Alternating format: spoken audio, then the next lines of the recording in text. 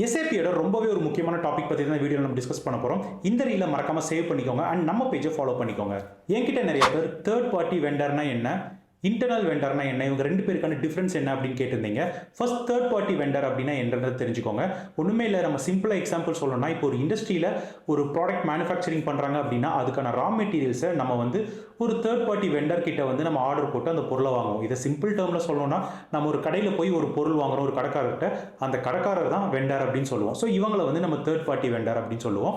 So internal vendor அப்படின்னா யாருன்னு பார்த்தீங்கன்னா, ஒன்றுமே இல்லை, இப்போ ஒரு கம்பெனி இருக்காங்க அப்படின்னா அந்த கம்பெனியோட ரெண்டு டிஃப்ரெண்ட் பிளான்ட் இருக்குது அப்படின்னா அதில் ஒரு பிளான்ட்டில் ஒரு பர்டிகுலர் ப்ராடக்ட் மேனுஃபேக்சரிங் பண்ணுறாங்க.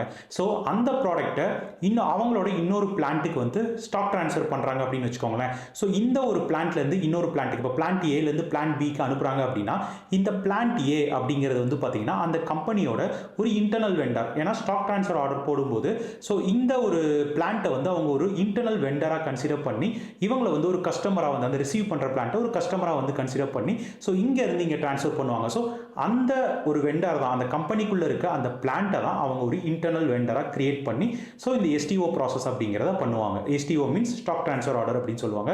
ஸோ இது இன்டர்வியூலையுமே கேட்கப்படுற ஒரு முக்கியமான கொஸ்டின் அப்படின்னு தான் நான் சொல்லுவேன்.